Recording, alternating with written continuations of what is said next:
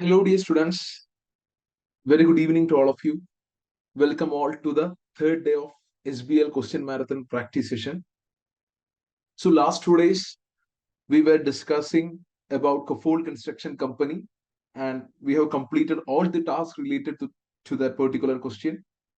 Today, our plan is to go through the pre-scene which have been released on August 22nd, which is relevant for September 23 exams. Okay, so before getting into the pre-scene, please let me know whether all of you guys had already went through this pre-scene. Please type yes if you already went through the pre-scene.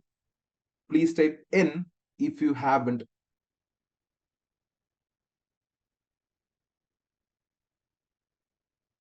Okay, please, everyone, please do comment. Thank you. Okay, very good. Okay,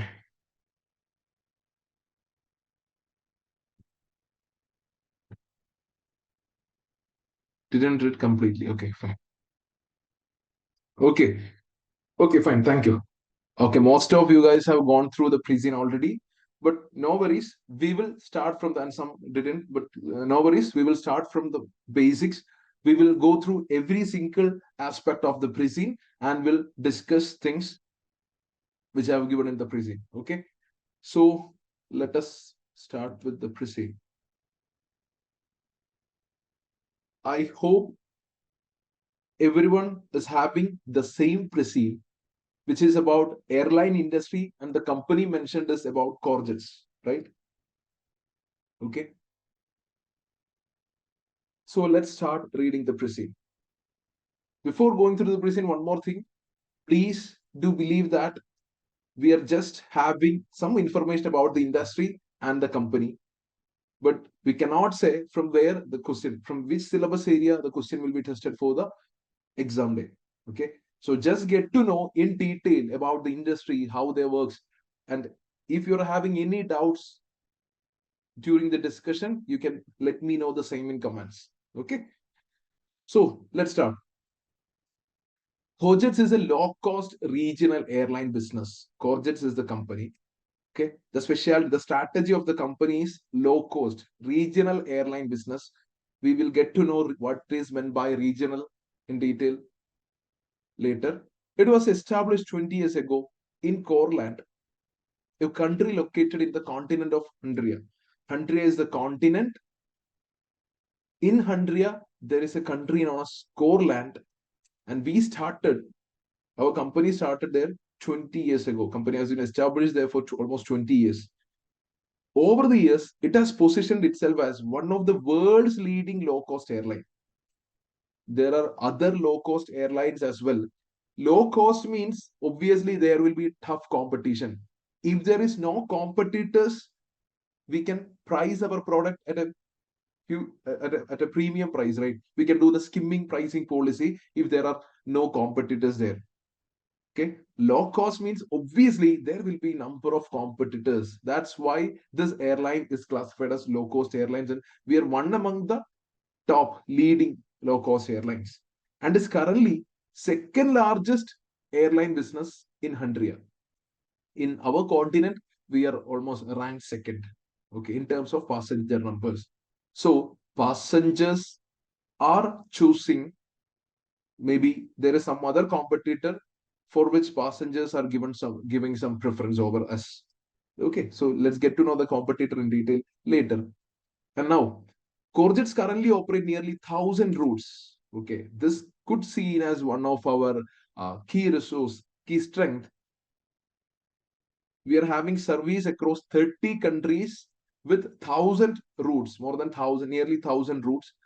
Our head office is located in the south of Corland, and we are a politically stable country. Is a politically stable economy and economically developed continent in the world. It's a good continent. Most of the countries form a trading bloc which facilitates free trade and free movement of people within it, like European Union, okay, Germany, Spain, France, Italy. So these countries facilitate free trade between them. We can uh, trade between uh, countries existing within the Hundria, and people also can move freely within Hundria. People can move freely from one country to another within Hundria. But the thing you have to be noted here is that each country in Hundria uses its own currency. See, Corland is having currency which is dollars. Some other country is having some other currency which may be euro, or some other country is having yen or pound or whatever. These are currencies are different. So when currencies are different, and if this trading block facilitated free trade, if there is some transaction between these countries and the currencies are different, obviously there will be chances of forex risk, foreign exchange risk. If the exchange rate fluctuate, things will change, right? So by reading this, note the point number one: there could be some exchange rate risk if passengers travel across this particular region, because even the airline business is not only limited to a single country, Corland, but all across the country. So there are multiple countries, there are multiple currencies, and multiple people involved. So there exists some forex risk. Okay, and Corjits operates a P2P service, point to point service. We are having no idea what is point to point service, since we are not much aware of the airline business. Okay, by getting to read the preceding earlier, it is easy for us to, at least we can Google what is point to point in airline business, or else it is given in the scenario as well. Corjets operates a point to point service, which means that it operates its flight directly between destinations. Say, for example, if you have to travel from India to Russia or India to Italy, first travel from India to Dubai, go to a hub like Dubai, and from Dubai you have to catch another flight to Russia. Okay, so we need to catch two flights. That is hub. Point to point means you can travel from India to Russia directly. Okay, so Corjets is completely delivering point to point services. Flights are operating directly between the destination. Passengers do not have to travel or change flights at hub airport to reach their destination, which helps the company to reduce its operating cost. See, by operating P2P service, point to point service, our operating costs will be reduced. We can just employ, we only need one experienced pilot to fly from this destination. If it was operated at hub, on a hub basis, we may need one or two pilots, maybe more than two pilots may be required. So cost will go up. Similarly, cost is incurred also for the cabin crew and all other training, all other staff involved.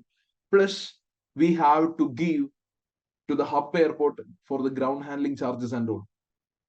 Okay, so three airports are involved if we travel on a hub basis. If it operates on a point to point basis, only two airports are involved, and therefore the cost will be less. Okay, so please do understand well that, please do realize that P2P is cheaper than hub service. Okay, usually we may think there are chances that we may think, okay, hub is cheaper, point to point may be costly. No, it is not the case. Point to point service is always cheaper than this hub service because of the factors that I have mentioned right now.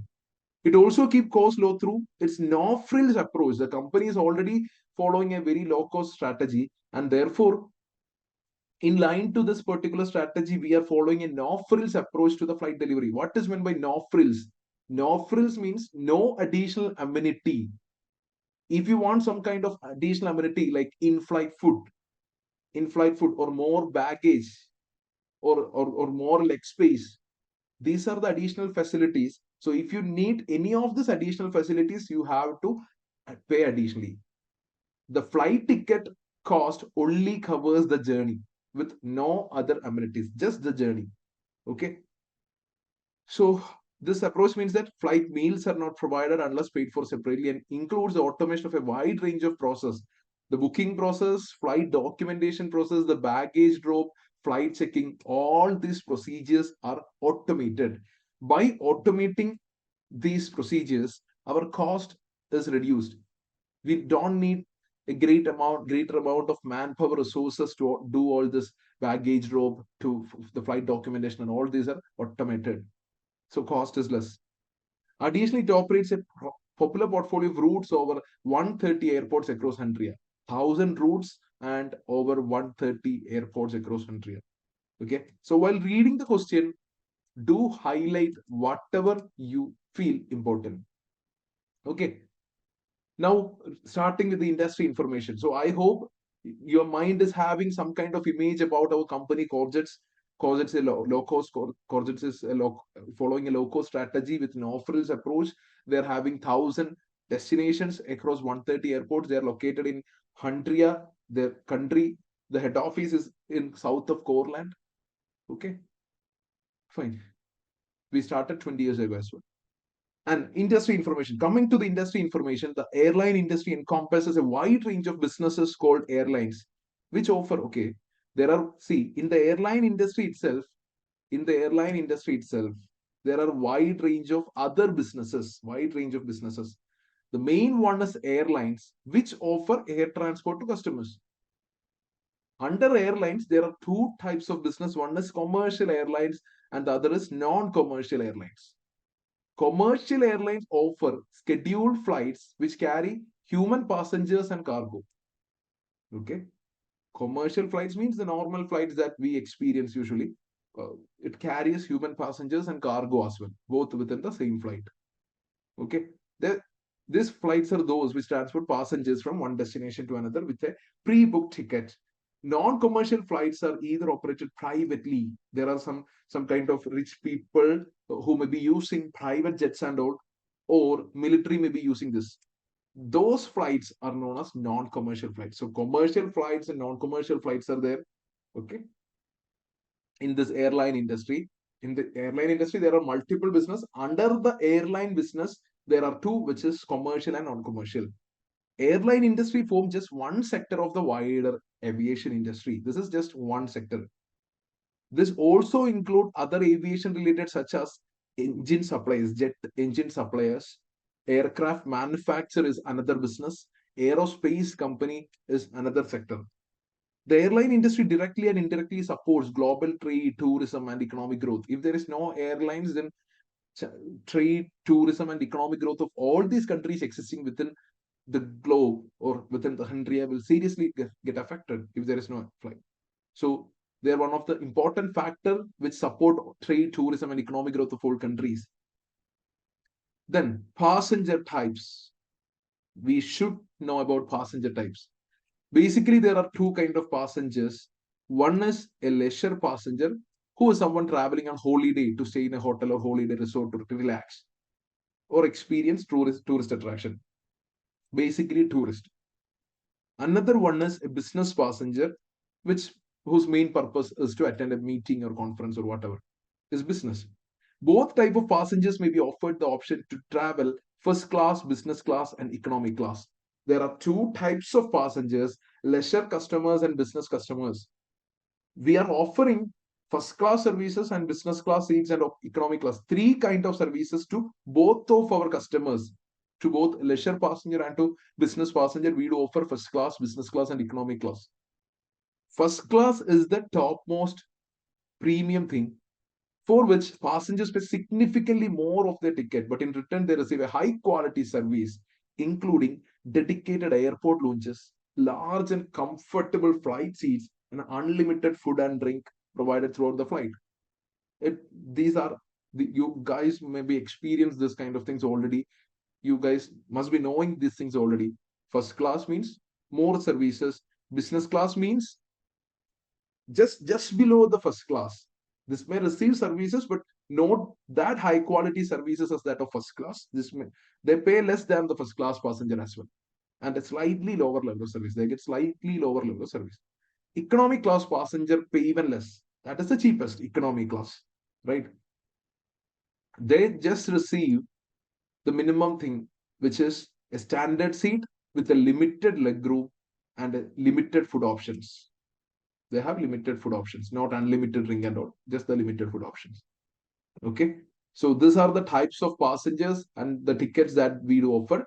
And we have already gone through the sector, airline sector, commercial and non-commercial.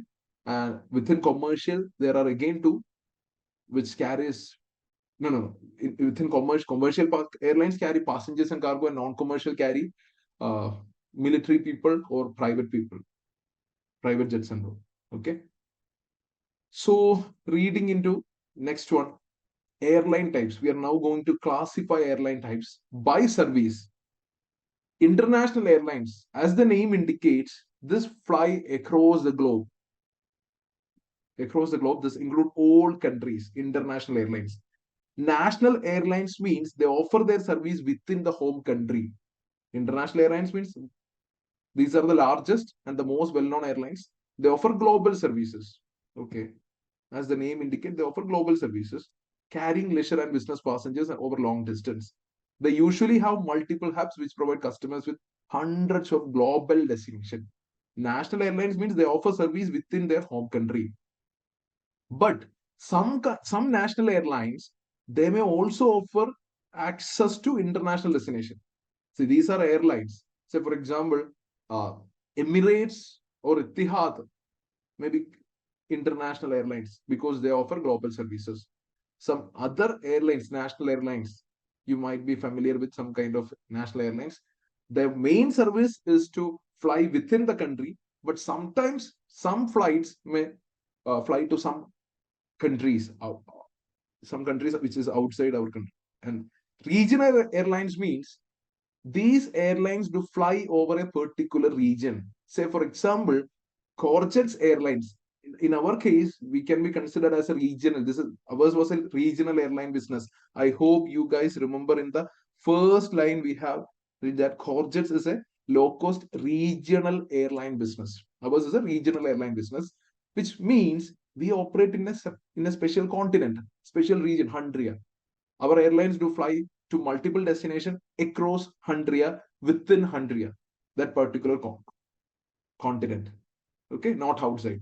So that means they support a specific region. Okay. So region airlines tend to they offer service with regions, for example, a continent. So Corjets is a regional airlines. This is our airline type. Okay, identify that. And next one is airline type by business model. There are basically four kind of airline types. One is full service carrier, then low cost carrier, chartered airlines, and cargo airlines. Full service carriers, they offer a range of pre-flight and onboard services within the price of ticket. Once we booked a ticket, once we booked a flight ticket, this may include checked-in baggage. You can bring your baggage, and you can use airport lounges. You can use uh, multiple services class such as first class, business class, or economy class. All the amenities are already included within the price of ticket. They usually fly national, international, long haul, and short haul flights. These are full service carriers. Low cost carriers aim to gain a competitive advantage over the full service carriers by reducing cost. This is done in several ways, including having smaller fleets. Smaller fleets means smaller number of airplanes, and all the size of the airplanes are also smaller, so that and we offer a more limited service like flying to just smaller and less popular airports where landing fees are cheaper. As of now, we don't have much idea what is ground handling fees. Okay, we will get to know that later. And we travel to just as of now, just understand we travel to airports. Low cost carriers travel to airports, to those airports whose ground handling fees are cheaper.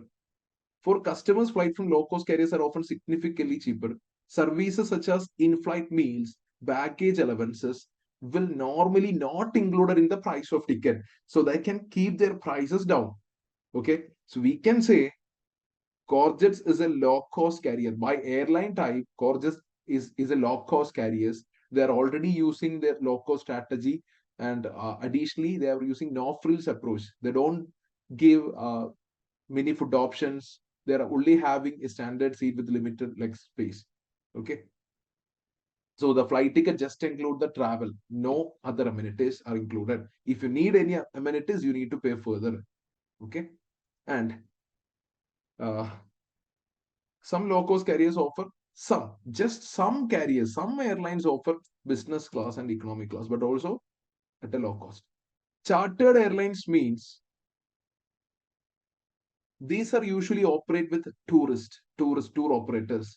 In most cases, they do not sell airline tickets. You guys cannot purchase a single air flight ticket from this chartered airlines. These airlines, all the tickets of this airlines are purchased by a tour operator, and this tour operator will further sell it to many customers. Okay, these are usually run by tour operators. The purchases are made by tour operators. All the flight ticket will be purchased by tour operators, and tour operators will then show it as a package to customers and they will sell further. Okay, they do not sell this type of airlines. They do not sell airline tickets directly to customers, but they enter into agreement with the tour operators who then find the passengers. Last one is cargo airlines for the main purpose is the transportation of cargo, just kind like goods train. Okay, we can think it as of a goods, just carries good. But some cargo airlines or some subdivisions of these airlines, they offer passenger services as well. But the main purpose of cargo airlines is to carry cargo. Then next paragraph is about uh, difference between hub and spoke versus point to point travel. We already have mentioned this thing.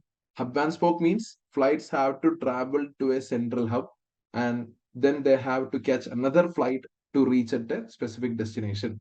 P2P arranges travel to any destination in a single flight. Okay. So airlines which operate hub and spoke fly from one airport into hub with passengers then connecting from hub into their final destination. Airlines operate this model because it allows them to offer more flights to passengers. Say, for example, all of this, see, they can fill their flights very easily as all of these passengers in all these airports.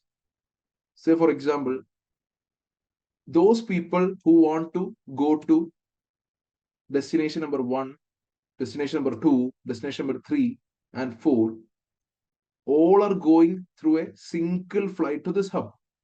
So the flight operating this distance, this will be easily the seats they can sell. These airlines can sell all its seats very easily as they can find customers to multiple destination. Okay, this allows okay, this allows them to offer more flights to passengers and is designed to optimize an airline's network coverage. The alternative to this is P2P model, where airlines focus on providing passenger with a route from origin to final destination. In this model, there is no need to connect passengers through hub airport as flights operate directly between the cities. Okay, this model is more popular. Why? Because customer, the transport, the passengers can travel directly. This is very convenient for the travelers, right? With airline customers in recent years, and most of the low-cost airlines operate this model. So P2P kind of travel is increasingly getting popular in recent years. And we have some kind of statistics given here. People transported, passengers per year. Global passengers are 3 billion, and in Hundria, it is 600 million. 3 billion means it is 3,000 million. Out of 3,000 million passengers, 600 million passengers are from Hundria. And average number of commercial flights per day all across the globe, 73,000 flights are flying through the airspace in a single day.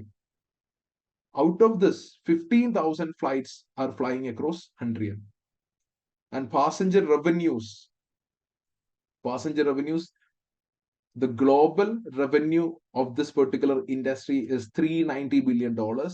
Out of this, Hundria earns 79.2 billion. Please do note that this is the whole total revenue of all the airlines operating in Hundria. This is not the revenue which is earned by Corjets. Candidates do get a confusion here. 79.2 billion is the total revenue earned by Corjets? No. We are having a very less market share. We are the second largest, right? We are the second largest. So there are competitors. So all the market, all our competitors and us, the total revenue that Corjets along with the competitors, they totally earned 17.2 billion out of the 390 billion. Flight management activities. So those candidates who are not been aware of how uh, ground handling charge, what is ATC, things like that will be discussed here. Flight management activities are provided by airports. The revenue of airports is basically from this flight management activities. They do incur costs for the same as well. That is why private investors are now investing seriously on this. They are making significant investment on airports. Okay, because airlines are increasing and they get their revenue is getting increased over recent years for flight management activities. So first one, ATC. Who was ATC? Air traffic control. Think ATC as a traffic policeman, but not for normal vehicle, but for airplanes. Air traffic control is a vital aspect of air transportation. It is carried out by ground-based personnel, specially trained in monitoring air traffic in a specific location. ATC is responsible for moving aircraft safely and efficiently through the airspace system. Okay, so ATC ensures that aircraft remain at set distances apart while moving them between airports and along set flight paths. Okay, or else collision will happen. So ATC is a traffic policeman, but they're doing this operation not for common vehicle but for the aeroplanes. Okay, so ATC is responsible for efficiency and proper transportation of airplanes in this aerospace system. And next thing that you have to know is about aircraft ground handling. Aircraft ground handling refers to wide range of services provided to facilitate passengers within the airport. First one is about baggage movement. Passengers will have baggages, including sorting passenger bag and loading and unloading onto and off aircraft. The other service that ground staff is doing is customer service management, including assigning gates, pre-flight facilities, and all, providing pre-flight guidance about the pre-flight shopping areas or the waiting areas. Okay, and including gate assignment, they may have to travel to multiple other gate for departure. Third one is aircraft boarding management. This is also some service which is delivering by the ground staff. This include operating shuttle bus services between the airport. You might already have, you guys have experienced this, right? We will be entering into a bus and will be moving near to this aircraft. Then aircraft towing and refueling services. Aircraft towing means just small movement of aircraft is known as aircraft towing, and refueling services is also provided by the ground staff. Okay, airport security system, passport control, and all security management activities to protect airport building, runways, and machinery, or the reflectors or the signage systems within the airport. All this are done by ground handling staff. So flight management, we are discussing flight management activities. There is an ATC and there is a ground handling staff is there. These are basically the flight management activities. And for doing all these activities, airports usually do charge some fees from all airlines. Airlines have to pay huge cost for airports for doing this. And now we get to know about industry. Our industry is recently facing some challenges. Let's check what it is. Demand is cyclical, with demand for flights driven by economic growth. If there is economic growth, see, usually in every economy, in every country, economic growth is a cyclical process. This will go into boom and then recession, and then again boom, then recession. But this will happen after a particular period. Maybe 3 years, our country is in boom, and then maybe 2 or 3 years it will be in recession, and then again maybe for 5 or 6 years it will be in boom. Okay, depends on the countries and jurisdiction and the interest inflation rates and things. Okay, so demand is cyclical. If economic growth is good, then demand is good. In the last 10 years, low cost carriers have increasingly taken market share from full service carriers. Airline types, we have already learned about airline types. There are four kind of airline types, which is full cost carriers, and then low cost carriers, sorry, full service carriers, and then low cost carriers. Recently, low cost carriers is getting attracted by passengers.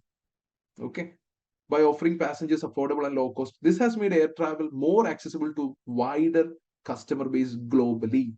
So now this could be said as an opportunity that Corjet's Airlines is, as of now, Airlines is considered as a regional airline traveling just across Hundria. Since the global customers are getting uh, attracted to this low cost airlines, we can now consider moving out of Hundria. This can be said as a business opportunity if some task is related to this. Okay, please do note that. It was also introduced a high level of competition. As I already mentioned, low cost means there will definitely be high level of competition. But at the same time, you can say if there is low cost, then it is there is some barriers of entry. If the price is kept at a minimum level, then it is very it is having very less chance for the new entrepreneurs to get into the market.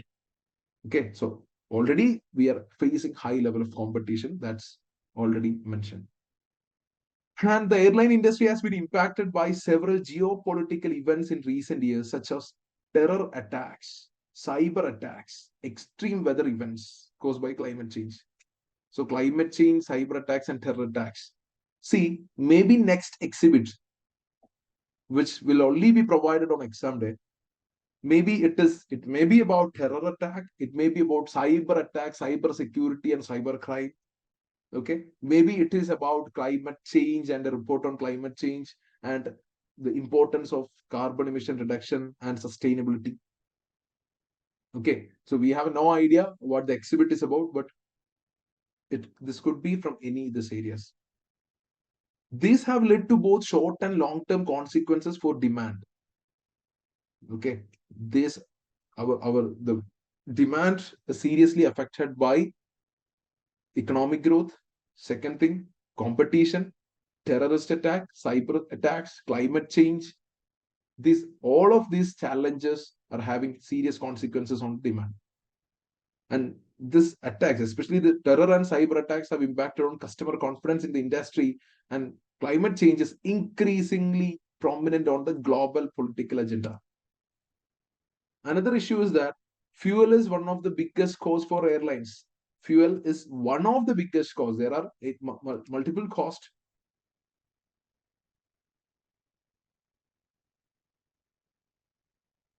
Sorry, my internet connection was unstable for a minute. I will repeat it again. Fuel is one of the biggest costs for airlines. There are other factors which affect the cost, which we will be discussing it later. And one of the most volatile, fuel is the most volatile cost. The price of the fuel fluctuates to a high price and to a low price. That means it is volatile. It fluctuates significantly. So fuel represents over 20% of most airline cost base annually. 20% of the cost of all airline is about fuel, and the price of fuel is correlated to the international crude oil price. If the crude oil price is increased, then airlines will. Is it good? Is it good? The increase in crude oil price. Please let me know. Is it good for airlines? If the crude oil price gets increased, then the fuel cost will get increased, and this will reduce the revenue. This will reduce the profit. We cannot fluctuate the ticket price. We cannot fluctuate our selling price of the tickets in that proportion. This may not be that may not be possible. Okay, so crude oil price fluctuation is a serious issue which seems to be one of the important challenge in this particular industry, and this is been highly volatile in the last 5 years. Fuel costs are particularly prone to forex movements, and already we are facing forex risk. Okay, so we might be importing fuel to Coreland from some other countries, but they are already having different currency. So for that, we will we are also prone to forex movements. When we purchase, when we import something, obviously we have to give the currency, right? So forex transaction risk is there. Some topic from FM, right? And the airline industry is still somewhere from operating aircraft with air alternative fuels such as biofuels.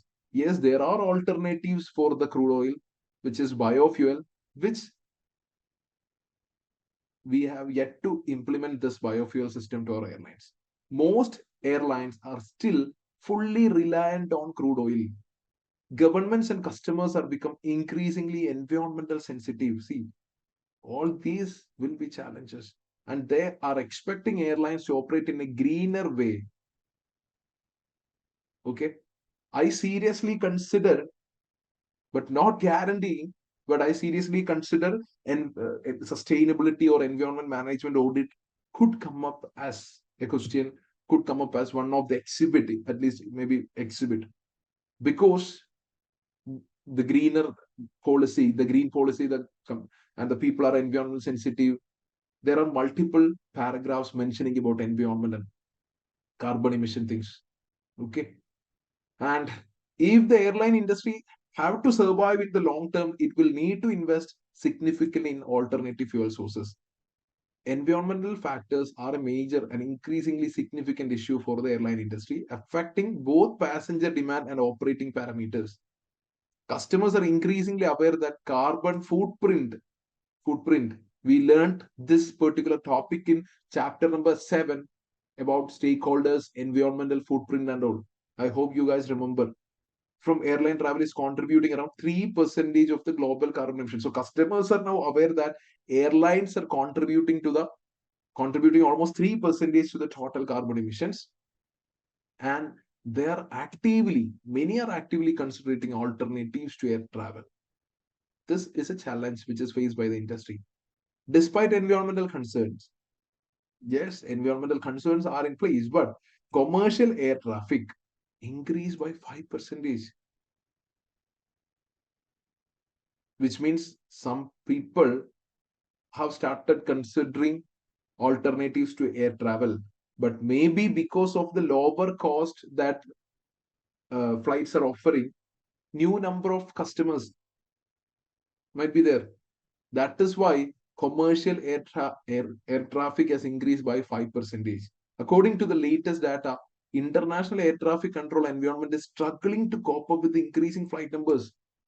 There is heavy competition. There are numerous number of airlines, and all these airlines are having great number of fleet as well. They're having multiple aircraft, and the air is getting crowded. Airports are getting crowded because of the airport, and the air traffic control environment is now struggling to cope up with this increased flight numbers.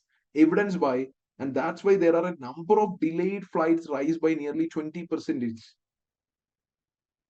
The flight arrival time may change, the flying time may change. Air traffic control on the basis of uh, the current air traffic situation. So ATCs is having a significant task right now. They're doing a great job as they have to control all these flights. Similarly, airports around the world are struggling to cope with the demand from airlines for flight slot. Flight slot means a place to park, to land and park the flight. So usually, say for example, assume in an airport there is only 100 flight slots, and maybe 150 aircraft have to land for some time in this particular airport at a specific time, which is not possible. The capacity of airport is only 100. So airlines are now giving more money to airports to get the flight slot.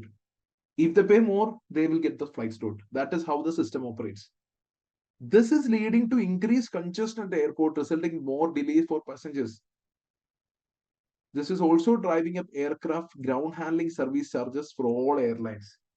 Since the all airlines need the support of airports. So airports have now the control. They enjoy the demand. They are now charging high price for the ground handling charges and for the flight slot as well. They are earning in good. That is why recently many private, that is not in the scenario, in general, I'm saying airline industry, make airport industry is one of the important industry which that shareholders are looking to invest.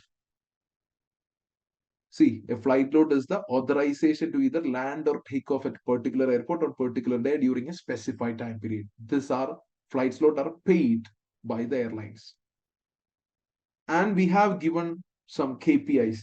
See, I have already mentioned what a KPI is, and I have already shared a technical article yesterday relating the performance indicator. KPI means key performance indicator. There are 6 KPIs which are commonly used in this industry to measure things. So some examples are provided. So let's go through. First one, available seat kilometers. Available seat kilometers. How to calculate this? Number of kilometers flown into number of seats. ASK is calculated by taking number of seats available, the total available seats into distance flown. That is asked. Assume ask is 5,000 and for another flight ask is 6,000.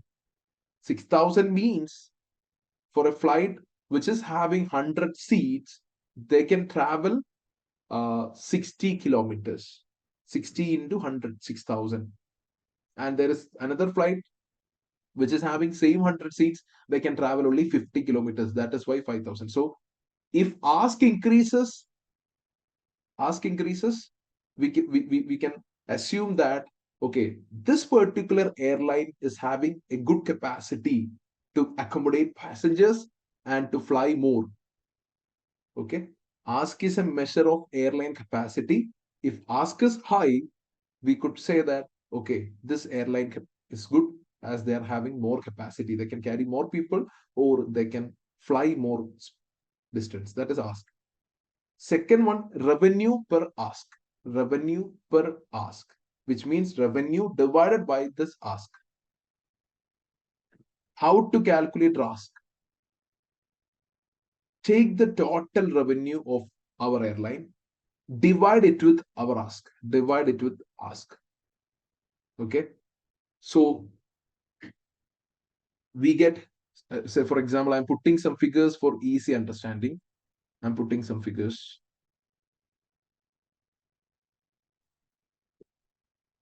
5 million is the 5 million. Wait, let's go to Excel.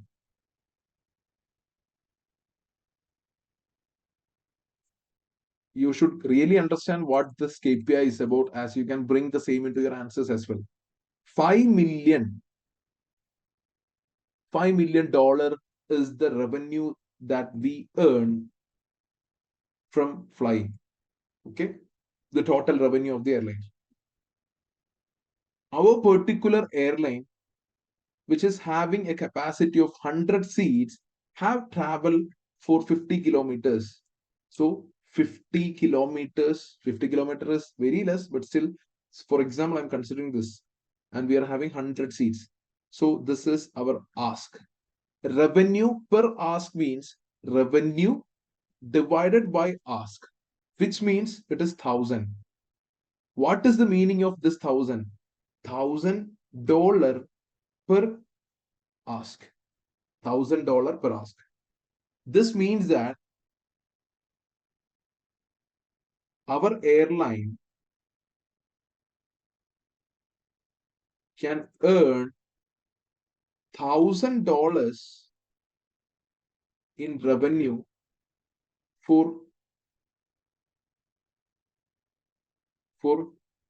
traveling 1 kilometer with one seat. To travel one seat for 1 kilometer, the company, the airlines is earning $1,000. You get that? Can you just comment the meaning of ask? Revenue divided by ask. Please do understand what ask is. See, this is a topic, this ask, all these things are just in the pre-scene. You will not see the same particular topic in any of the SBL textbook. This has been in the This is just a KPI which is used by airline industry. So this is just given in the precede. So please do realize what is RASK. Revenue divided by ask. Can you guys just comment whether you understood this? To travel 1 kilometer for one seat to travel 1 kilometer, how much revenue the airlines do receive? That is 1,000. So if RASK increases, which means that if RASK increases, we could say that the revenue generation capacity for this particular airline is high. We can say like that. That is RASK. Next item is load factor. Load factor is calculated as percentage of checked in passengers in relation to aircraft available seat. This is a measure of utilization. Say, for example, in our example, we already calculated ask and RASK. There are 100 seats. This 100 seats may not be occupied. This 100 seats may not be occupied. Okay. These are the total number of seats which are available, total seats available. Out of this total seats, if 90 seats are occupied, we can say load factor is equal to 90 by 100, which is equal to 90 percentage. 90 percentage. Load factor is 90 percentage. If load factor is increasing, we can say that this particular airline is utilizing their capacity better. They're utilizing the resource they have. If you're having hundreds available seats, the management want the 100 seats to get occupied. Okay, so if only less number of passengers are preferring, you can mention this load factor. You can consider this KPI in relation to the with the competitors. If your competitors load factor is 95 and yours load factor is only 90, consider this KPI for comparison with the competitors. Maybe passengers are preferring our competitors more over us. They might be providing some other amenities, or the cost of their airlines must be less than our ticket. Whatever. There could be some other factors. We have to get to know the scenario. So consider this load factor thing if the scenario requires you to compare with the competitors. Okay. So we have learned about ask, RASK, and load factor. Going into next one, revenue.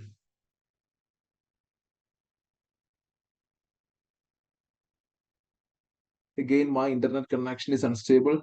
Just wait 10 seconds.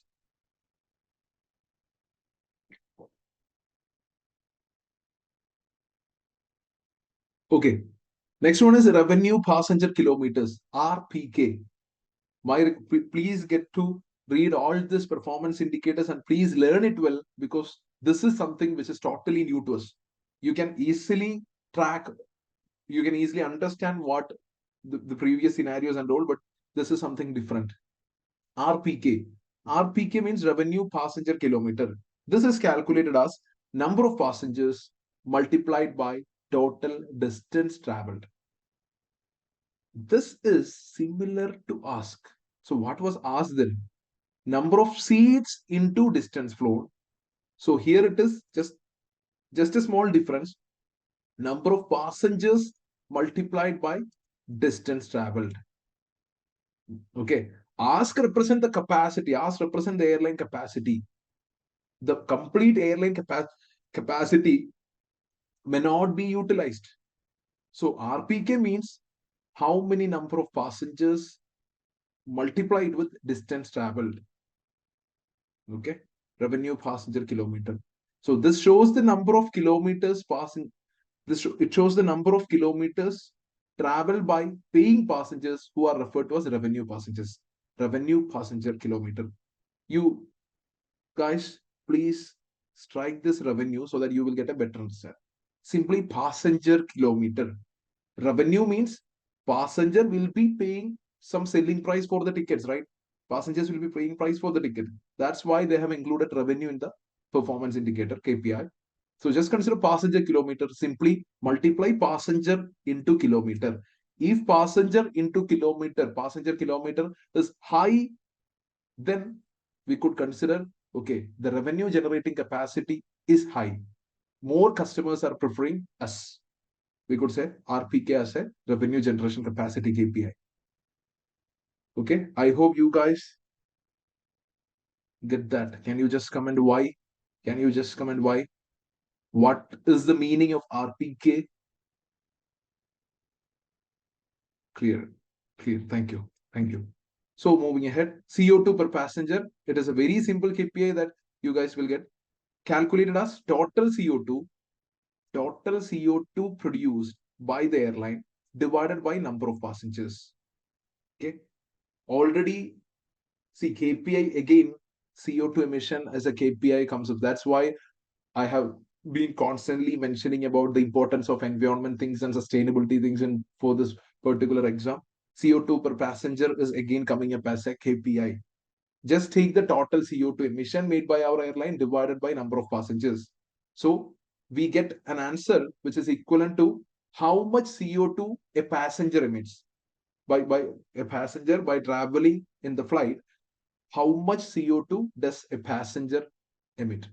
If it is high, that data is very sensitive to the whole community as people are looking CO2 per passenger as an important KPI.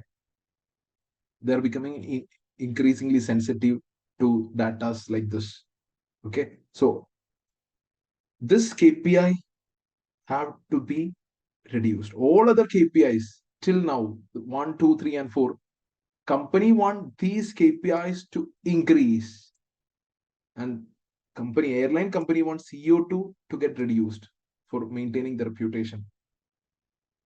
And then punctuality, percentage of flights which land on time at the destination airport. Typically, this means landing within 15 minutes of the scheduled SAT, scheduled arrival time. Say, for example, if a flight is scheduled to arrive at 8:15, maybe they might be landing on 8:20 or 8:25, but that is acceptable. Please do realize that is acceptable. 8:15 to 8:30 is the time for landing. That is acceptable. If a flight lands in between this, within this 15 minutes, this could consider as a punctual. This could be considered as punctual. Punctuality is good. They are keeping up their time. They don't need to land exactly on 8:15. They can land between 8:15 and 8:30 because 15 minutes is a provision given. It's fine. Okay, that is meant by punctuality. So percentage of flights which land. If this percentage increases, yes, that is good. If this percentage also, airline companies wants this punctuality percentage to get increased so that, but recently punctuality may be a KPI which is reduced as more number of flights are there, more number of airlines are there. ATC is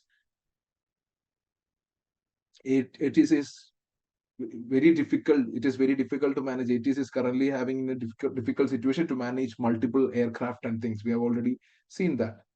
So that may be affecting our punctuality KPI. Industry body, airline industry. Okay, coming to the last few pages. Industry. The airline industry has a global trade association. Okay, airline industry has a global trade association. The role is to help formulate industry policy. They formulate industry policy and support airline activity. They promote awareness of the benefit which airline industry brings to the national and global economies. Its role is to develop global standards for airport transport industry. They provide advice on airline safety and security by setting clearly defined rules. Say, for example, the instruction is that every airlines is giving to passengers just before flight.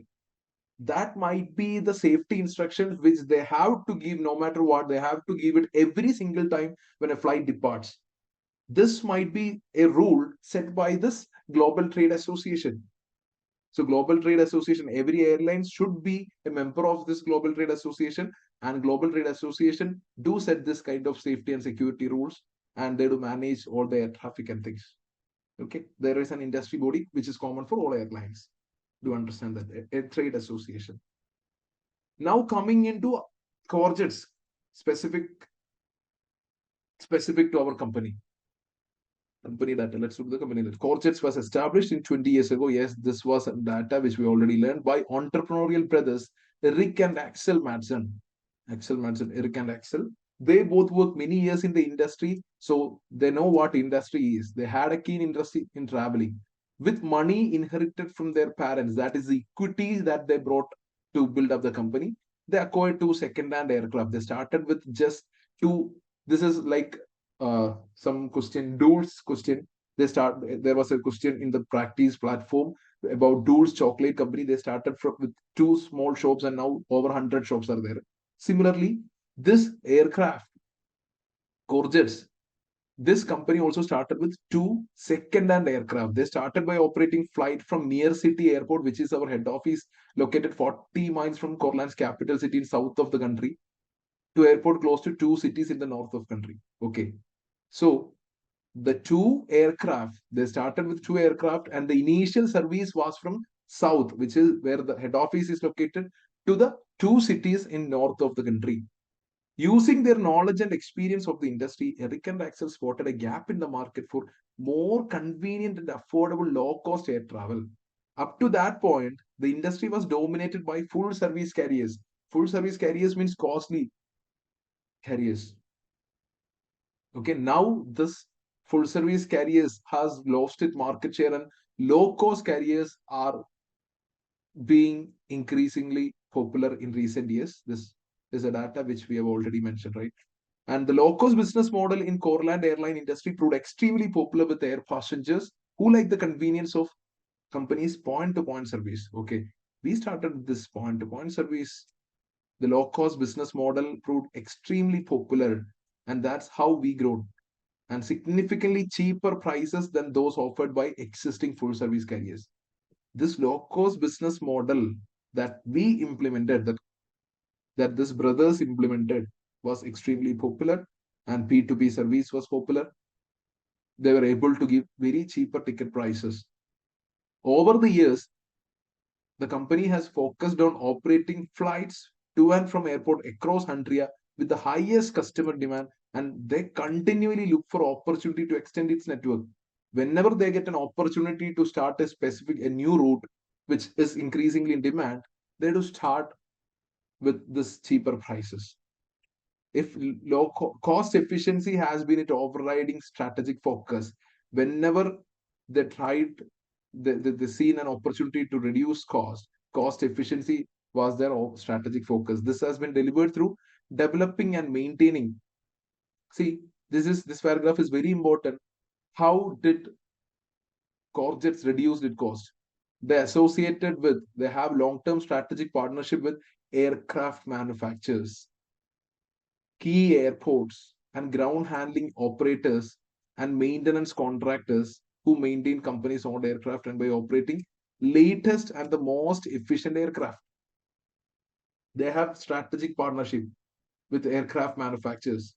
So while manufacturing an aircraft, they they get to decide which materials are to be used. Maybe some low quality materials could be used, but at the same time they are investing in the latest and the most efficient aircraft. But still, they could there is a chance that they can have a talk with the aircraft manufacturers on cost reduction things, and they have a partnership with key airports, the ground handling staff. So since they're having a good relationship with the airports, they might be getting flight slot. They might be prioritized for getting flight slot, which now high competition is there, right? For getting flight slot. And over the last 20 years, low-cost model of air travel has continued to be very popular with customers across country. And there are now 30 low-cost airlines operating across the continent. 20 years ago, there was only one. Corjets just started. And after 20 years, as of now, we are having 30 low-cost airlines just within this continent. And we are number two. So what happened? See, low-cost airline market share is given across country. We are operating in Coreland, and the name of our company is Corjets. There is another country which is Broland. Brigair is another airlines which is holding the number one position in market share, 17%. We are just second. We are having only 14%. So this Brickair Airlines might have started in Hungary after we started, maybe. Okay. But still, they acquired a higher market share than us. And there is Lapland, another country, and their LKK Airlines is there, and other 27 airlines are within the same continent. They contribute to the remaining 60%. Okay, so heavy competition in 20 years, 30 airlines. Okay, Eric and Axel both retired 10 years ago, but since their departure, the company still remain focused on maintaining and strengthening its low-cost strategic position. Even after they retired, company still focusing on the low-cost strategic position. The strategy is still to deliver at low cost. Courgettes growth, 20 years in operation. We can see 20 years in operation. The routes have been increased now to nearly 1,000 routes. We are having 1,000 routes across India. The routes are increasing constantly.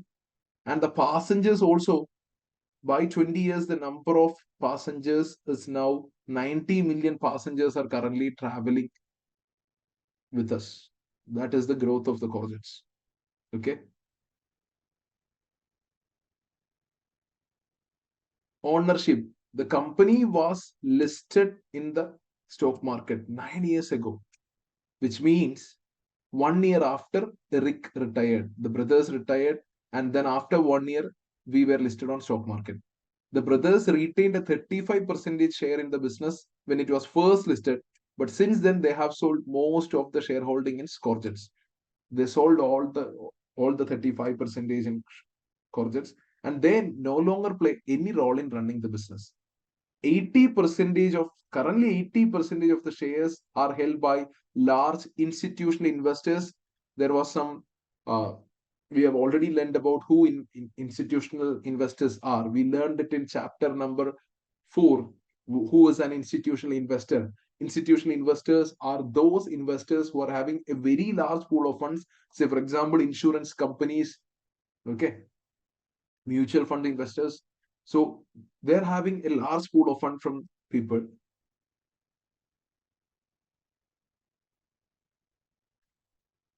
And currently 80% of the shares are held by these investors. 10%, okay. Is it okay now? The internet connection was unstable in between. Is it okay now? Okay. Thank you. 10% of the shares are held by the company employees, and the remaining shares are held by small private investors. Okay, 10% is with employees. Good thing that. Okay, I will just hold. I will just hold. My internet connection seems unstable. I will just hold for a few minutes and we'll continue. Please let me know if it is okay. I will keep on talking. Okay, thank you. Now it is okay. Fine. Okay.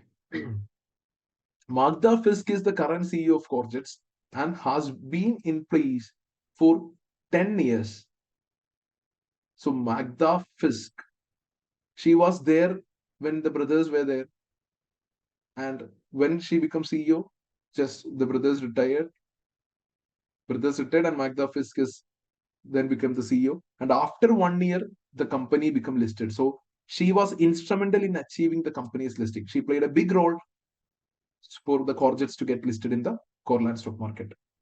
And now let's discuss our key resources: routes, fleet, technology, people. See, there are basically 4 things that Courgettes is considering as its key resources. One is about the routes. Courgette has an extensive portfolio across 130 airports and 1,000 destinations. Okay, the frequency of flights offered by Courgettes is very convenient and attractive, and it regularly reviews its route to exploit the latest demand opportunities. Whenever an opportunity is, whenever they find a demand for a new route, they start the route there. Similarly, and then about the fleet. About the fleet means about the aircraft. They operate 300 aircraft, of which 75% are owned by them and remaining 25% are leased. Leasing is a common form of financing in the airline industry. Leasing is a very common thing. If you don't have the money to purchase aircraft, you can just take it on rentals from other airlines. It is a common form of financing.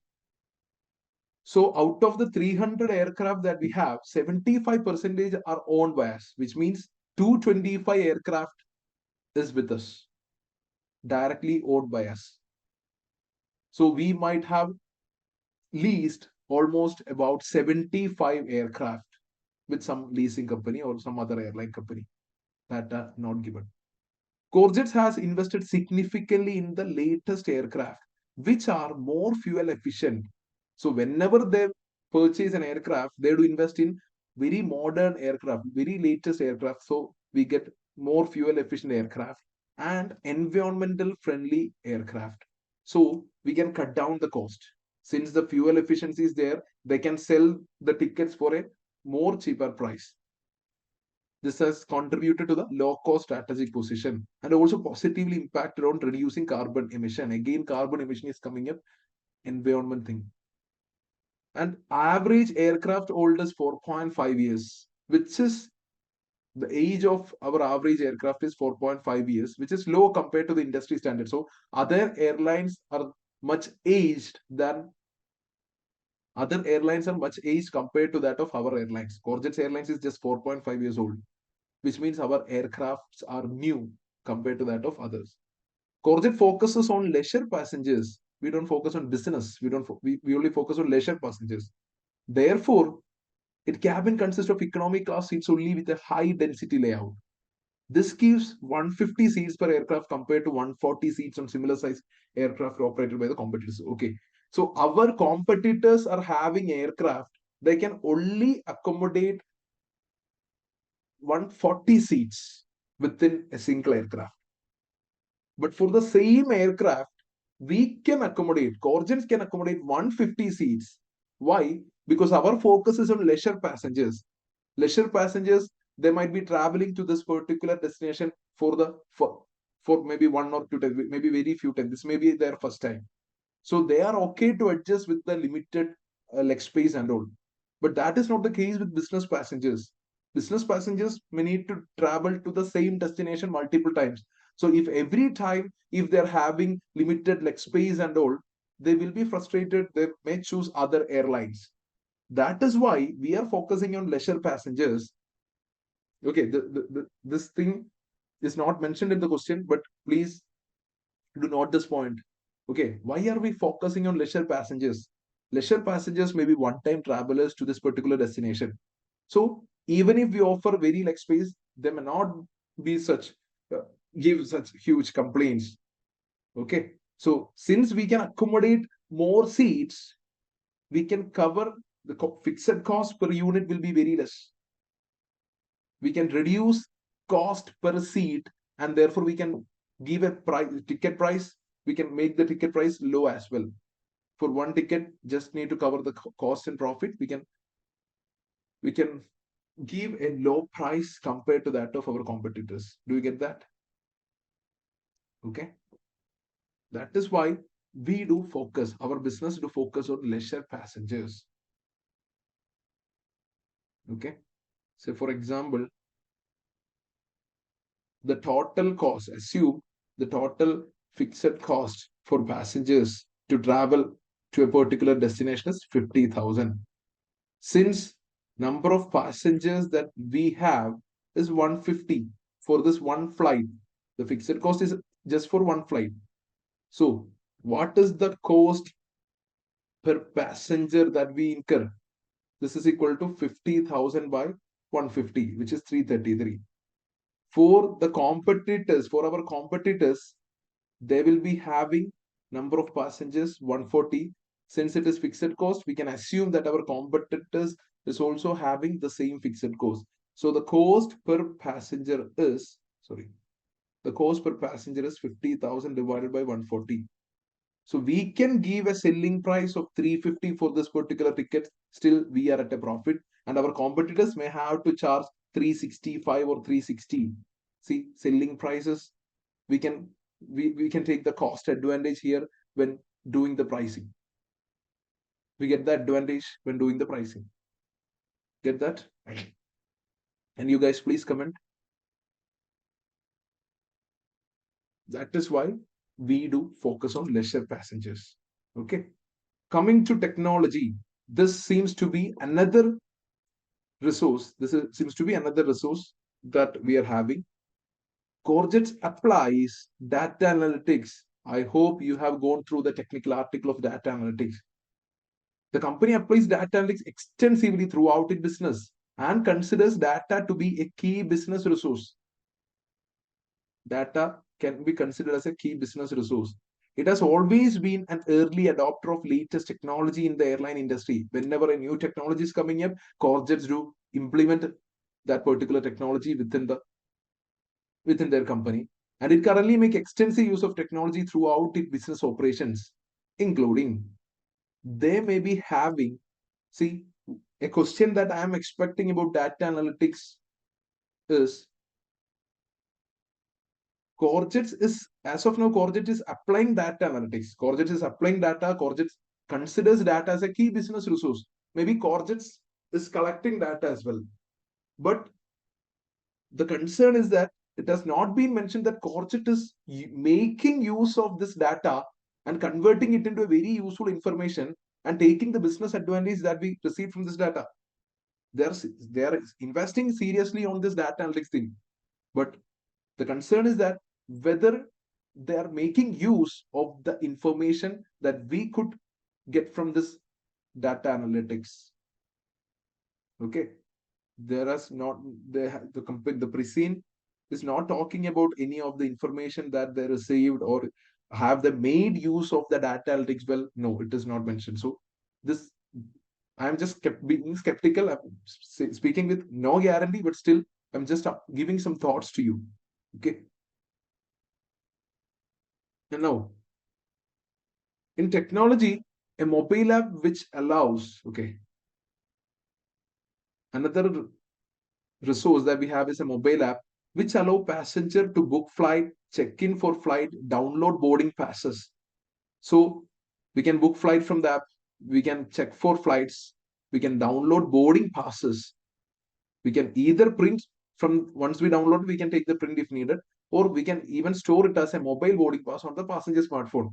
And therefore, carbon emissions will get further reduced because they have considered environmental impact on printing this particular boarding pass.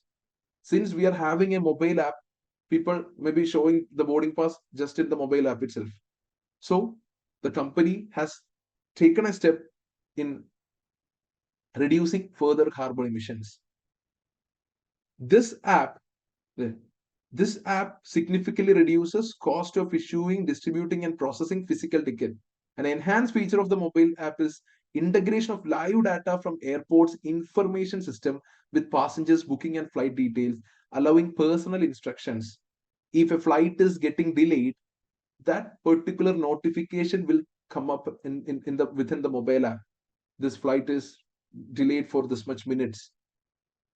Okay, and the gate details, you have to turn to left or to right and to move forward and reach at the gate number 5 or 6, whatever it is. Personalized instructions, all this are provided by mobile app as they integrated live data. Okay, in most airports they operate fully automated baggage check-in machines so that they can reduce the check-in queues. Automated baggage check-in machines, yes, we have already learned about this in the previous paragraphs. All aircraft are fitted with electronic touch pads for the crew. The cabin crew is not carrying the navigational map charts or no, they're not printing paper maps and all. Okay, this has replaced the need for each flight to carry heavy printed flight logbooks. This has helped to reduce CO2 emissions per flight. CO2 emission per passenger is an important measure. We are able to reduce this particular measure. We can able to improve this KPI by giving cabin crew this electronic touch pads. Okay, so all Corjet's aircraft are fitted with big data servers to collect continuous data. We are collecting too much of data, but we may not be applying this.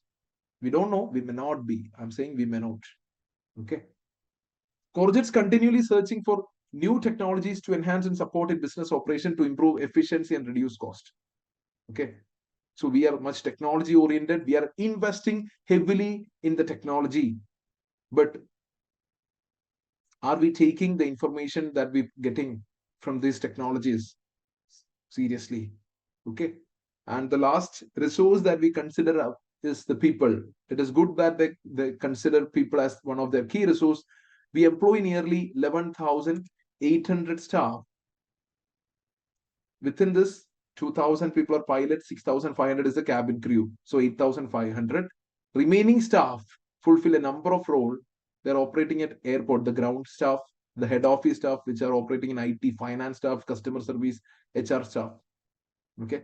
Regular updates are provided to employees on key business issues, which include a regular updated intranet. Intranet is something that which we learned in chapter number 2. This is a network within the company for effective communication among the employees. Okay. And they're arranging a monthly meet the board online chat. The employees are given opportunity to chat with the board directly through meet the board online chat and a weekly staff newsletter. We are by issuing newsletter weekly, the board is communicating their future strategies, policies, and things to staff as well. So it appears that a good culture of employee board relationship is there. All employees undergo a full induction program and have access to online learning resources as well as career development opportunities are within the company. All employees receive regular and scheduled managerial appraisal for their performance systems. So performance systems are there in place. Okay, good thing. So this is one of the people can be considered as one of our resource. Then about board structure. A board structure is given. Non-executive chairman is there. Under the non-executive chairman, we are having CEO and other 4 NEDs. One is senior. And under CEO, we are having 5 key reporting managers who are CFO, CIO, CCO, CMO, and CPO. Chief People, Marketing, Commercial, Chief Information, and Chief Finance Officer. There are 4 subcommittees as per the good corporate governance guidelines. They have implemented 4 committees as well: audit, nomination, remuneration, and the 4th one is not directly mentioning as risk committee, but instead safety committee.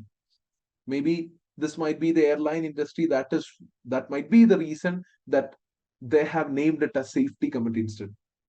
Okay, we have no idea. We as of now we can just consider it as a risk committee. By getting further exhibit, please do realize whether a risk committee is in place. Okay.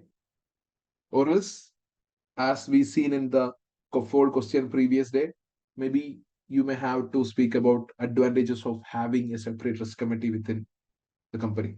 So maybe the safety committee have to accommodate an additional role of taking responsibility over the business risk that we face.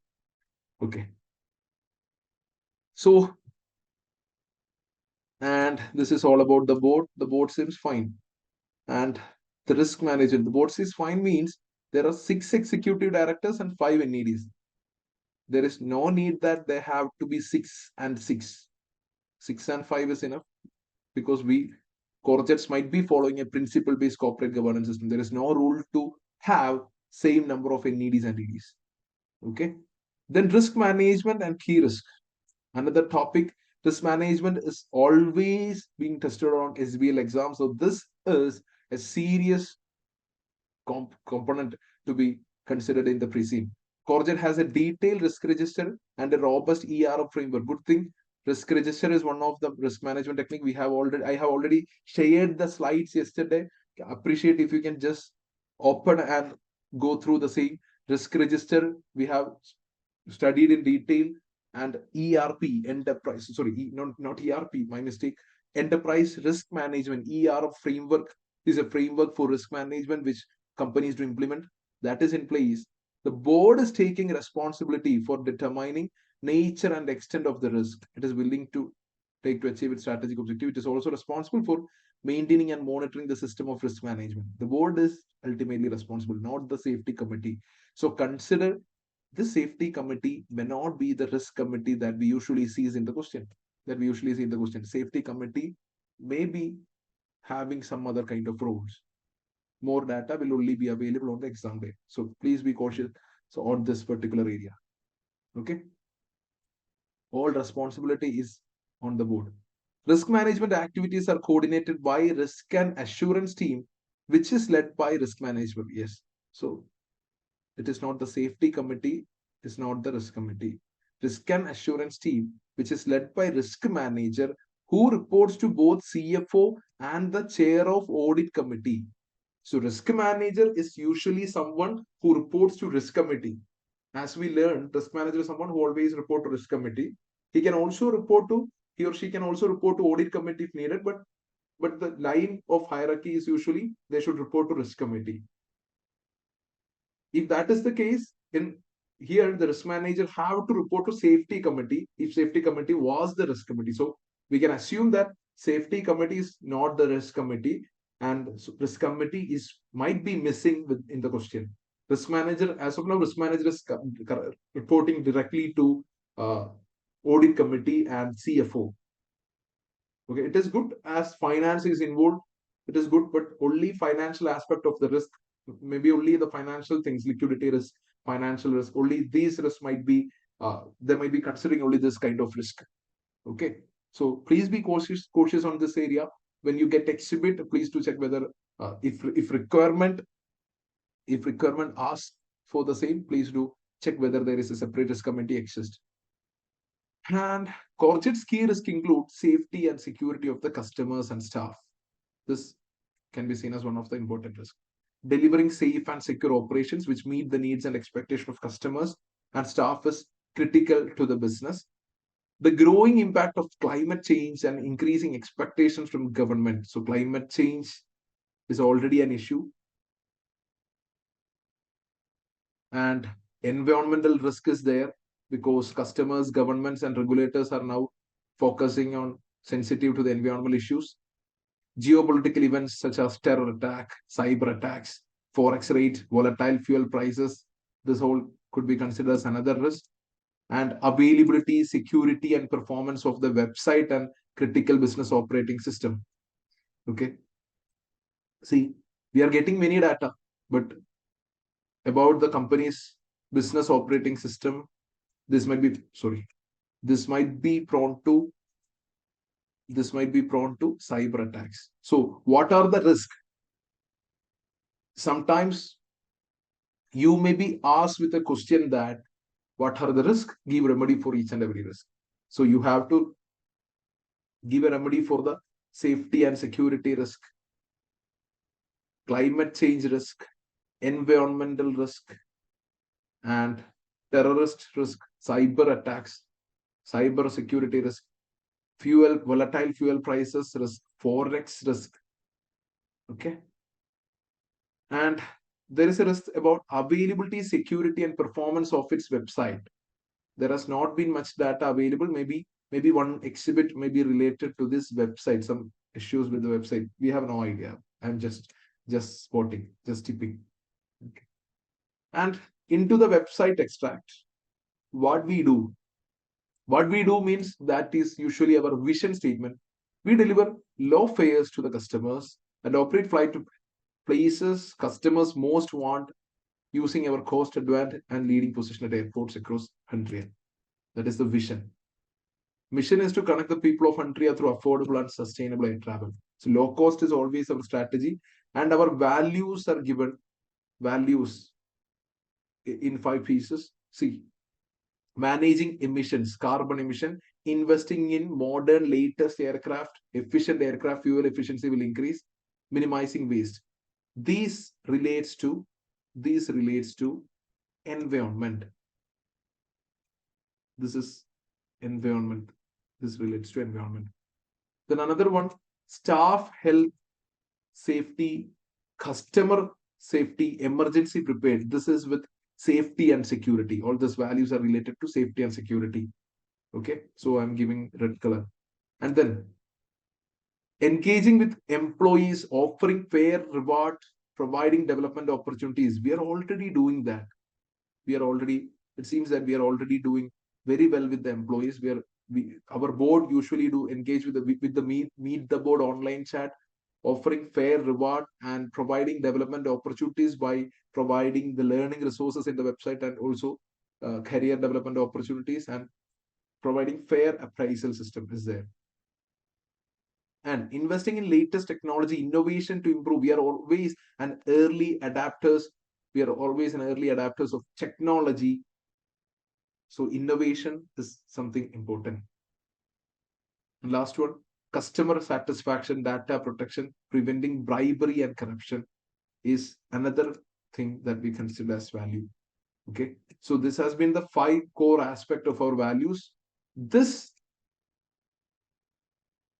data is important. I hope this will be linked to some exhibits, or you can include this data while you explain some kind of non-financial issues or financial issues, as we did in yesterday's question. You can bring the employees issue, customer things, data protection, many data. See, what we have read just now, the pre-scene is totally relating to leadership. The question could be from the leadership as board structure is given. They just cooked up a scenario in the new exhibit, and maybe CEO and CFO, chairman is fighting. Simply, we cannot predict such a scenario will appear.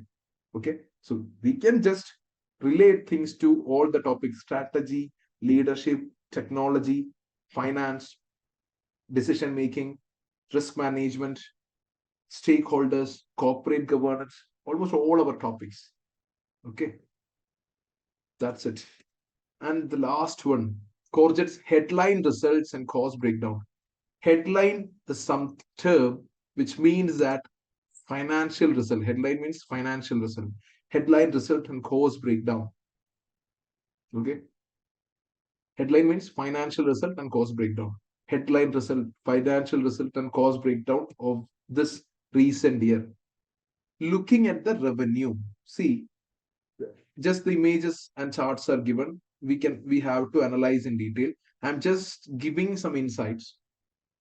It can be seen that revenue of our company, this data is not about the industry. Earlier there was a key statistical data which was about the whole Hundria Airlines, all airlines in Hundria.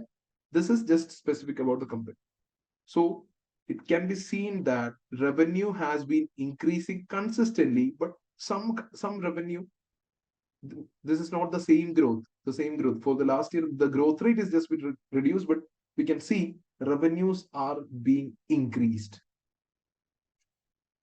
Okay, overall, because more number of customers, more number of passengers are now opting air travel as the cost is less.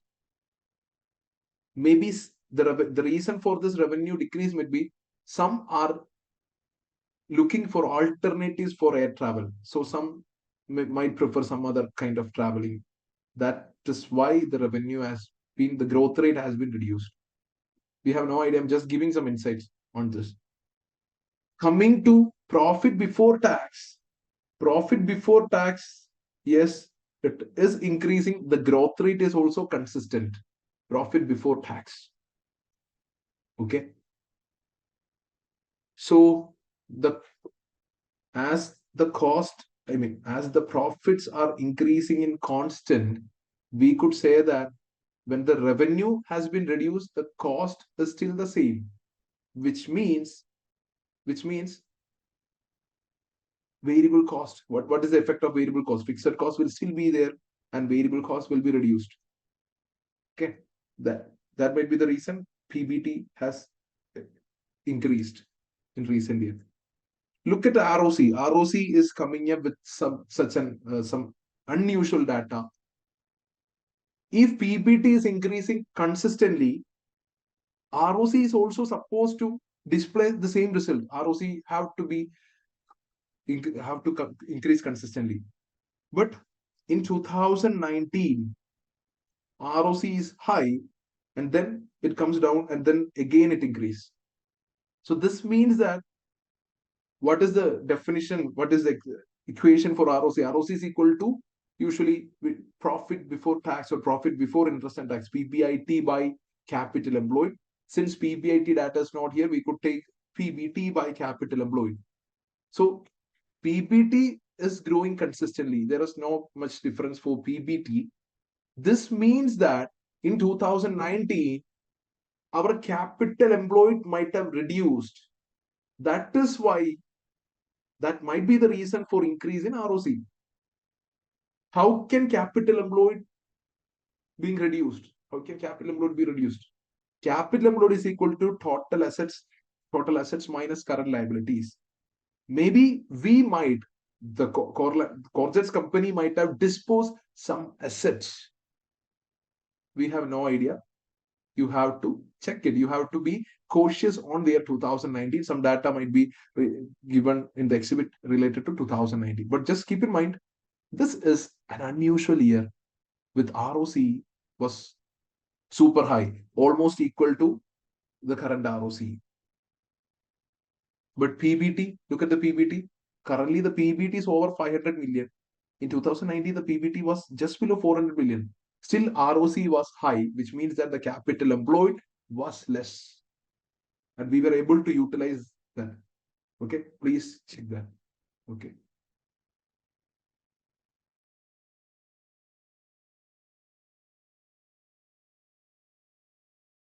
Sorry.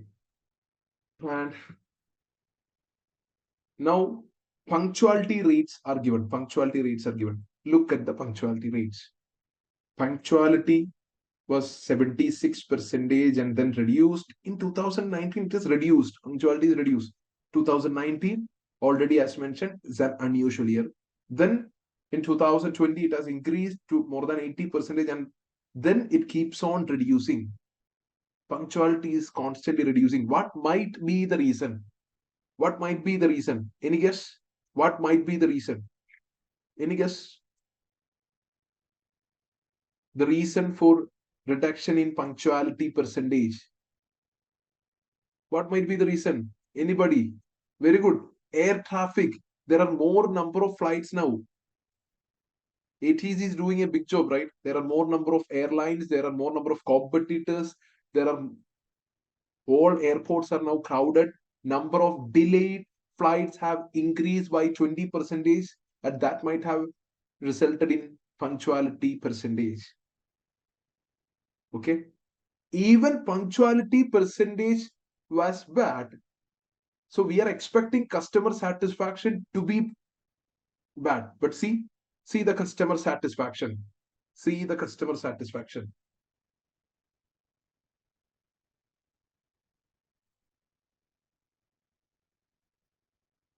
See the customer satisfaction. Customer satisfaction has increased from 75.9 or 76 to 78. It has increased by almost 2%.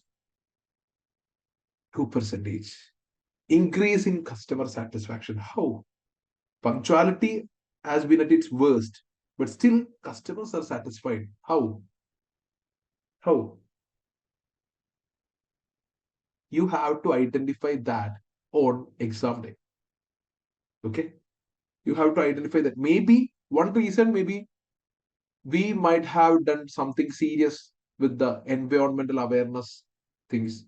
We might have done something significant to reduce carbon emissions, and people have seen it as positive thing. That might be the reason. Plus, we were able to, due to our experience, we were able to lower down our costs further. Okay.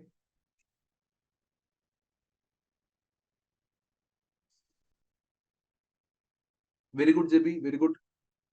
Maybe company has given information. Company has given intimated about the customers about the increased traffic, and there might be delay beforehand, before the departure itself, so that customers are maybe fine with it. Okay, or maybe some other reason. You have to find it on the exam day. And see again in 2019 is from 74 to 76.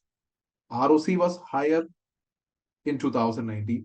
Punctuality was at its worst. Whenever punctuality was at the worst, customer satisfaction was high. So find that particular thing. Some data might be given in new exhibits coming upon the exam. Okay, please do check. And last one, cost breakdown. See the cost.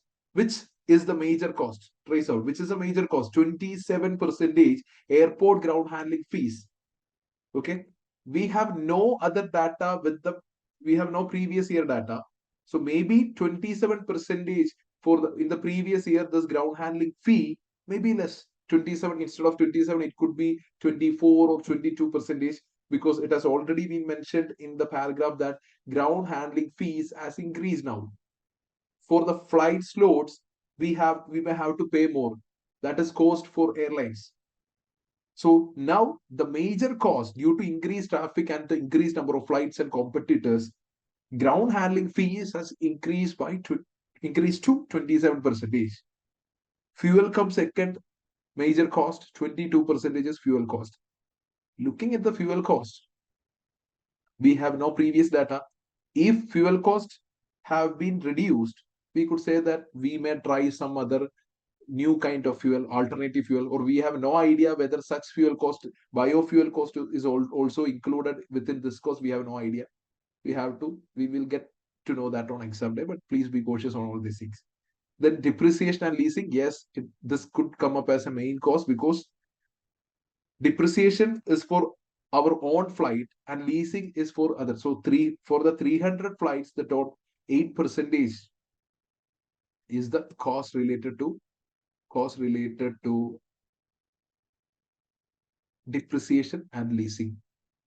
Crew cost, which means salary and training for pilots and salary and training for cabin crew, 15% is the next major cost.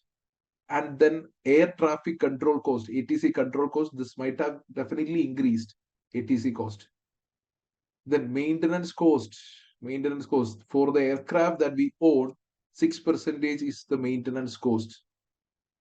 But this might be less, as we have long-term strategic relationship with the maintenance contractors. Okay, this might be less. Check on that. Sales and marketing. As of now, we are only marketing. We might only be marketing over 100. So sales and marketing remains low for 4%. Okay. So these are all about the cost breakdown. And airport ground handling fees.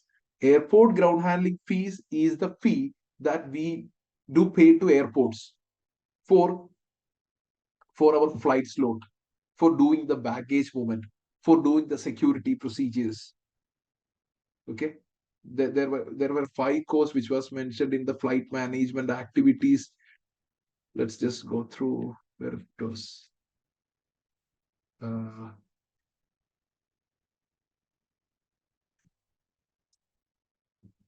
See, delayed flight is increased by 20% itself.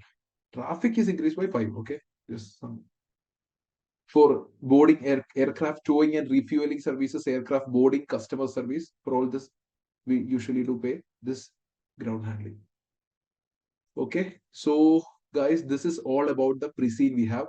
Crew cost includes salary and training cost for the pilots. We already mentioned that. Other include, we have some other cost, some other staff which was involved in IT, head office, administrative, finance, customer service, HR management. Some 2,000 kind of staff were there out of 11,800 staff.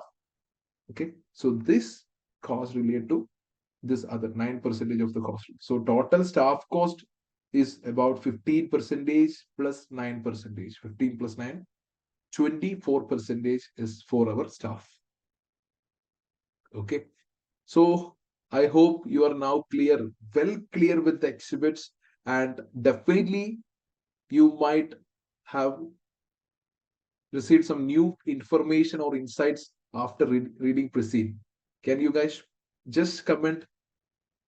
You guys have already gone through the Precede. Many of you guys have already gone through the Precede, but please let me know the feedbacks over this Precede discussion. We have discussed many other additional data or insights that which could lead you to specific points which you could write on the exam day.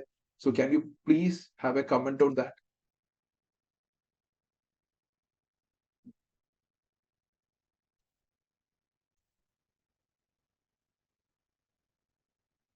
Appreciate this is the last day of the marathon question practice session. So I appreciate if you could just give a feedback over the 3 days of especially this Precede explanation, as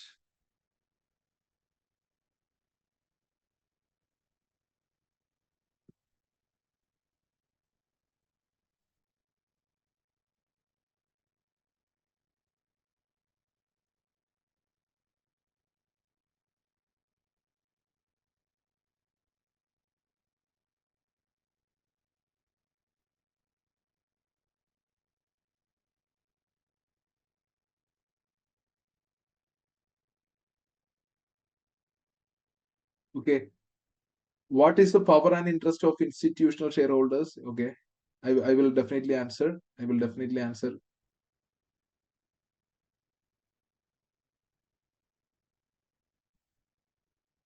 Okay. So, what is the power and interest of institutional? Okay. Okay. Let's just end up this comment and we'll start with the further discussion.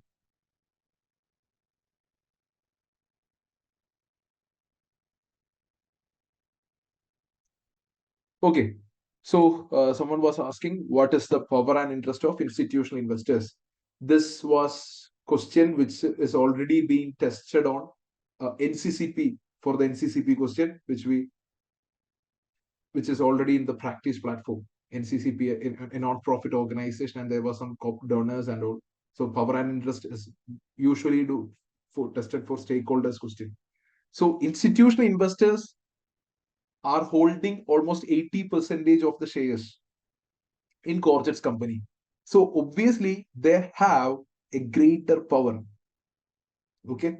And obviously they do invest their funds to for the main purpose of wealth maximization. They invest their funds, they want their wealth to get maximized. So their interest is also high. As the power and interest is high for a stakeholder, obviously that stakeholder can be considered as a key player. Since 80% of the shares are with this institutional investors, they can definitely do vote and take see decisions, implement serious decisions or key decisions about the company. Okay, so this will definitely, this is helpful. I mean, they should be considered, institutional investors should be considered as key players if some exhibit if is being asked about stakeholders and their power and interest. Okay, please do consider them as someone with high power and high. So regarding board structure, more doubts are coming. You can just comment if you're having any kind of doubt. So regarding the board structure, chairman and CEO responsibility is different. Here all are controlling chairman. No. Chairman is just the highest authority. Okay, maybe we don't have the we just have the hierarchy. That's it. Okay, being chairman of the first and the foremost person in the company means that doesn't mean chairman to implement everything, chairman to decide everything. That is not the reason. See, that is not the idea. CE, there is need one more. No. That is not mandatory. There are 6 executive directors and 5 NEDs in the board. It seems that board is a bit unbalanced, but if there is no rules existing, it is not required. NED is not required, but still, for a better corporate governance term, we can say it is better if we are having one additional NED as the voting power remains the same over the executive and non-executive director. We can just write it as a comment. That's it. Okay. CEO responsibility will still be CEO responsibility, and non-executive directors and chairman's responsibility will still be chairman's. Okay, we have learned about the responsibilities of CEO and chairman in chapter number 6, corporate governance. Okay, and guys, one more thing. I am preparing a draft on this.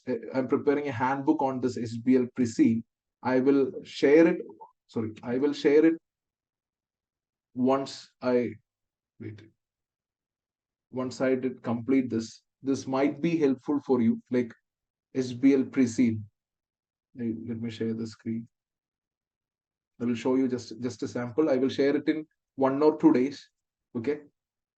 This is just a simple version of the whole scenario. This contains, so instead of reading pre-scene, you can go through this. This contains all the relevant points within the pre-scene. Plus, I have accommodated some points to consider on the basis of 2-3 paragraphs. Airline industry information, passengers. Say, for example, passengers can be classified into two: leisure and business. Leisure passengers, what do they do? And business passengers, what do they do? And first class passengers, all the data have been included. And along with that, I have included some points to consider on every data that they have given. Okay, I'm almost prepared, but still some additional data have to be see, especially KPIs. What are the things? Okay, and some the same things from the exhibit. These are the same things from the pre-scene as well, and some points to consider.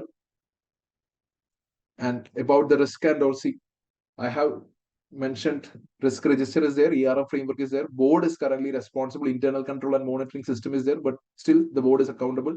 There is a risk and assurance team, and the reporting structure, risk manager is reporting to CFO and chair of audit committee. And potential risk is there is a safety and security risk, and I have included mitigating activity. But please do note that this cannot be this. I have no guarantee that this risk and mitigation activity will be tested, but still I have included all potential risk with the data available and the relevant mitigating activity as well. And regarding the ROC, punctuality things and all, I have included some core information. That's it. Okay. So I'll be sharing this particular handbook into maybe 1 or 2 days. 1 or 2 days. So you can read once it is released so that you will get to know more information as well. Okay. So that's it. That's the end of question marathon SBL. And I hope you guys have some overall idea or about how to do the same in exam. You will be having 3.3 hours and 15 minutes. Okay. So guys, all the very best for your exams. Do well. Okay. Do well. SBL will be an easy session. So do your best. My request is to attend each and every question. Attend each and every question. Complete every question. No matter, maybe data analytics is already given, maybe some exhibitors with artificial intelligence, they are already doing data analytics well. So a new technology, they are, since they are early adopters of technology, Corjet's managers is board is now considering implementing AI. That might be the question, we have no idea, but still whatever be the question, you guys can definitely give input to that based on present data is already good for you. And read the exhibit data. Maybe there are only 3 or 4 exhibits. Do the exhibit data, read the exhibit data very well, read the task very well. Please don't get prey for this requirement drift. Candidates usually do the requirement drift in SBL exams. Requirement drift means they have read the requirement, they start answering questions, and once they start answering first paragraph, second paragraph may be about something else. Okay, so please don't drift on the requirement. You have to give what requirement is asked. You guys have already known it. And another thing is that please do keep the professionalism things. Please do it the professionalism marks. Please keep an eye on the formats. If the formats are good, you can definitely score well on the professional marks. Whenever professional skepticism, please be doubtful. Whenever commercial acumen is asked, talk about the sustainability of the business, talk about the profitability things, strategies and all. Okay. Whenever communication is being asked, try to be more concise, try to be clear, try to give proper formats. Okay. And evaluate means you have to bring out all the good and bad. Evaluate means good and bad, the advantages, the pros and cons of a particular thing. And further, an analysis. If analysis is the professional skill which is being tested, please do realize analysis means bring some numbers, explain numbers. ROC is high on 2019. The reason for this increase is not PBT. PBT is just having a normal increase. So capital employed might be reduced. That is analysis. Okay. This is how analysis question should be done. Okay. And so this is all about the professional marks. You can score good on professional marks. Okay. So 80 marks is just the technical part and 20 marks for knowledge. So 20 marks for professional. So you can score very good marks on this, score some 80s or 90s so that you will be the rank holders as well. Okay. So anyway, the first priority is just to score 50. We have 100 marks. Okay, we have 20 free marks professional marks. We can definitely score more than 50% from this 20 marks for sure. So out of the 80 marks, everyone have to score 40. Some tasks will definitely be tough. As we seen yesterday, some tasks will be tough. In yesterday, 4 question, PID was a tough topic. So please do believe, please do understand, please do realize there will be easy marks. Okay, there were questions with there were tasks with 40 marks in which we can make a score of 20 or 30. There are good questions. So please do believe, please do rely on those questions and complete the paper. You will surely pass. That's it. Okay. So I hope you guys have an this session was effective for you guys, and I wish all the very best for your exam. Let all of you make good scores in the exams and pass out in flying colors. I will definitely keep you all of you guys in my prayers as well.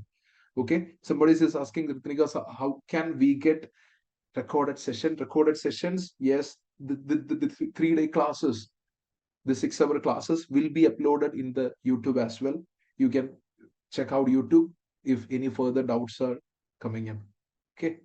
And for further doubts, you can connect me. If I'm free, I will definitely give you a reply. That's it. Okay. So guys, once again, all the very best for the exam. See you after results. Thank you. Take care. Good luck.